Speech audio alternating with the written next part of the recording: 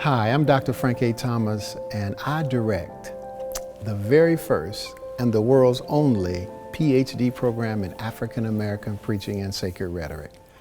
It is my blessed and wonderful privilege to welcome you to this open house, and we thank you so much that you've come all of this way. Some are local, some are watching us by internet, and some have traveled wide distances to be here. Our team has been preparing for your coming, and we're excited. And on behalf of our interim president, Dr. William Kincaid, and our dean, Dr. Leah Gunning Francis, we say welcome, welcome, welcome. We're thankful that you are here. We have planned an awesome evening, and I wanted to share personally in this video with you. We are going to give you a brochure with almost everything that we say in this video is in a brochure, but I wanted to present it to you personally, to make it come alive, to give you a feel of what it has been like and the excitement that we have just been blessed to receive by so much outpouring of support, by so many wonderful students in our very first cohort.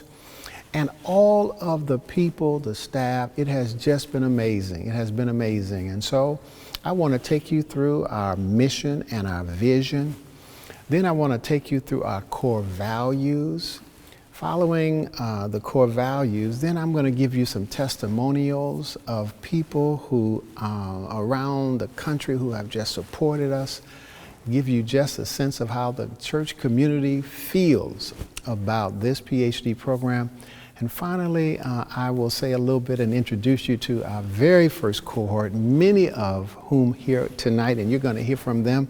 I'm just proud and excited of who they are and the first group that we put together. So God bless you. Now, let me talk to you about our mission and our vision.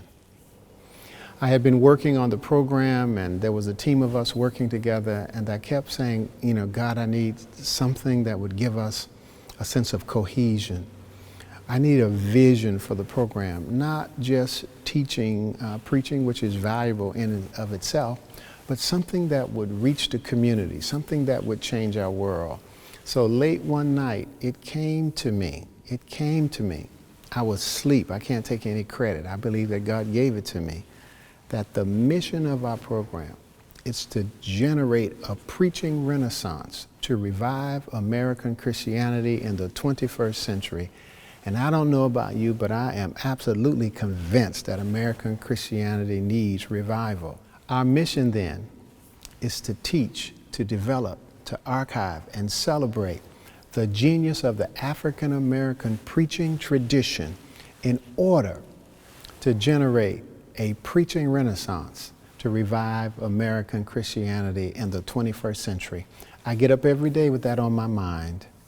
Every aspect of our program fits right within this purpose, mission, and vision to generate a preaching renaissance through the genius of African American preaching to revive American Christianity in the 21st century. I want to go over with you the core values of our program. I'm sure many of you all are familiar with the fact that every church and every institution has a culture. Some cultures are good and positive, and some cultures, unfortunately, are toxic. Our goal is to have a culture of generosity around this program, a culture of abundance, which means we try to figure out every way we possibly can to bless you, to affirm you, to encourage you. We do the very best we can. We sometimes make mistakes, we fall down, we fall short, but it's in our heart to be a blessing to you, to encourage you, to lift you, to inspire you with generosity and by the attention to generous detail. You will be surprised in this program, the things that we will do and share to encourage you. It is called an unparalleled culture of generosity. It is a culture of abundance and not a culture of scarcity. We share generosity with you in every way possible. That is our first core value. It's our goal as a part of our program to exceed the expectations of students, of faculty, of staff, anybody, donors, anybody that comes in contact with our program. We believe that people come with expectations, as they should and as they ought. And we love the fantastic feeling of exceeding those expectations, going beyond what you expect, going beyond what a person, it just gives us such great joy. It produces such a warm smile on your face and in your heart.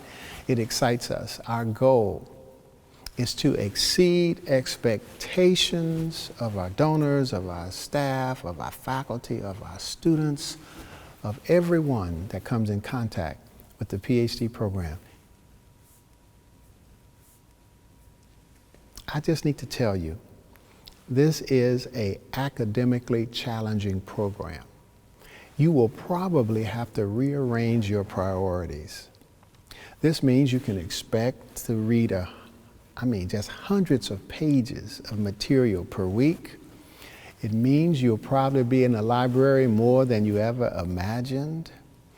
It probably might mean that you may have to curtail your speaking engagements, your traveling, to make sure that you keep up with your work. We do not compromise academic integrity. We give our very best to the African American preaching tradition because there are students, there are people, there's the church, everybody is waiting to see what comes out of this program. And we believe what's coming out of this program will be of the highest level of academic rigor. In this program, we do not make a separation between the academic and the spiritual. We believe that the spiritual is academic and the academic is spiritual because we work for the glory of God. We work for a preaching renaissance to revive American Christianity in the 21st century. We work to the glory of God, and this is why we give our very best. This is why we have a culture of generosity. This is why we have a high standard of academic rigor. This is why we have a commitment to exceed expectations. Why? Because we work to the glory of God in this program. And I think that God deserves our very best. We offer you our very best. And we believe you'll offer your very best to the program, to the glory of God. Now, in much of our culture, the perception is that preaching is dead, boring, sometimes called useless, irrelevant. We believe that preaching that is dynamic, that is life-changing, that is soul-stirring, that is liberative, preaching that saves hearts, souls, and changes communities is contagious. We believe that that contagious preaching can spread into a preaching renaissance. We are in this program, we're seeking to generate a preaching renaissance, and I can tell you, we have so much going on in class sometimes. I've been in several classes, and it has been so exciting and so dynamic that I turn to some of the students and say, somebody give me a B flat so I can close this class. We seek to generate a preaching renaissance.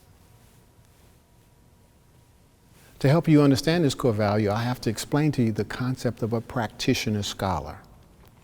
A practitioner-scholar is a person who is in a context of ministry, and in the practice of that ministry, questions get raised that a person wants to have the highest levels of scholarship respond to. In this, the questions come up from the ground, the scholarships come down, and they meet, and it meets the needs of the community.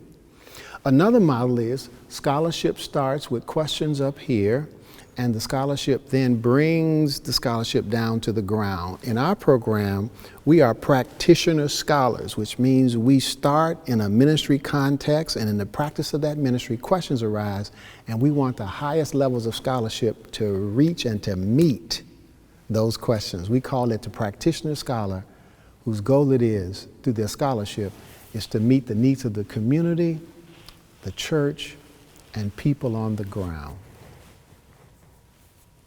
I'm so excited about this because, for the most part, our tradition has been oral. That's a great gift, but also it has a limitation, and that is much of the genius of our preachers has gone to the grave with them because it has not been written down. which means we have so much of the genius of the African American preaching that has not been archived, has not been written down. And so we have the wonderful opportunity, the fields are white with harvest, the Bible says, to take this tradition, to write it so it can be archived, it can be studied, it can be kept, so that our genius does not go to the grave. I'm excited about the innovative study of African American preaching because we have so much that we can do, because so much material has not been studied, developed, or archived. To any student that we admit to the program, we make a commitment to no life-altering debt. Now, let me say quickly, this does not mean that every student is going to have a free ride. It means that you will probably have to invest some financial means in your own program. What it means is we take a commitment to you seriously because we believe that life-altering debt hampers the rest of your life. And we cannot in good conscience, if we work to the glory of God, allow a student to be shackled in debt for the rest of their lives. So we work with you. We're committed to you. And we're committed, especially many people come into the program already having debt. So to dump more debt, so we work with you. We have brought on board a philanthropic strategist who helps us to strategize ways in which we can assist students not to have life-altering debt. That's our commitment to you. We don't believe in life-altering debt. That's our commitment to your family. We don't believe in life-altering debt. That's our commitment to God. We don't believe in life-altering debt. Commitment to your education at Christian Theological Seminary. No life-altering debt. These are our core values. This is who we are. This is, sometimes we fall down. I have to keep admitting that to you because we're not perfect. But we strive from the depths of our heart to live out these 8 core values because we value you and we want you to be a part of us. And we just don't want you to have an average experience of an academic program.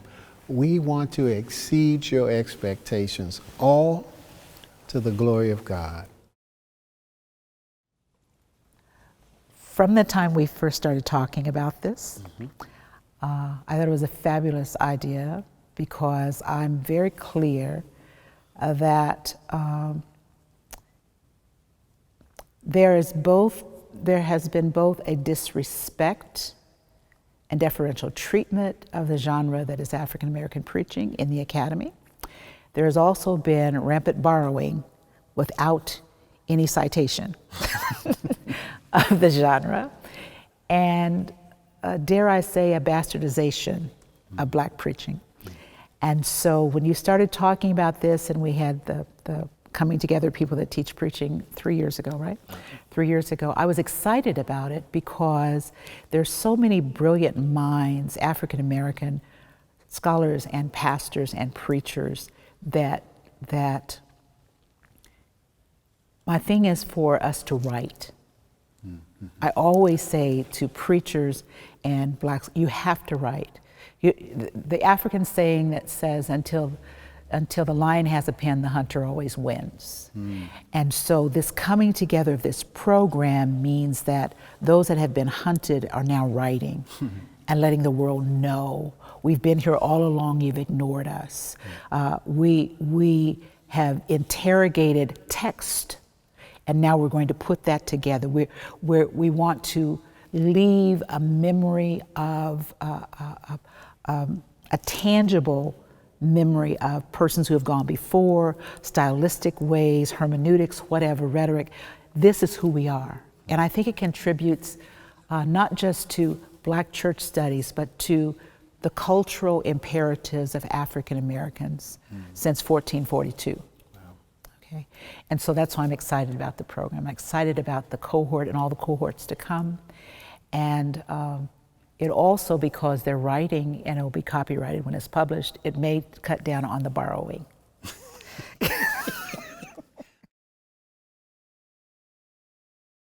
First of all, I want to thank you for your leadership and vision in setting forth this kind of experience at the seminary level with this kind of content and inviting the kind of persons who will participate in this move. We cannot measure the greatness of this program, but seeing it far off, we know that you could preach right there. I think that this is going to become one of the significant, and that's too small a word, events or visions or happenings in seminary education that's going to inform the 21st century from that springboard, from that platform. Those individuals will go forth into the world. Many of them, if not most of them, are already doing wonderful things.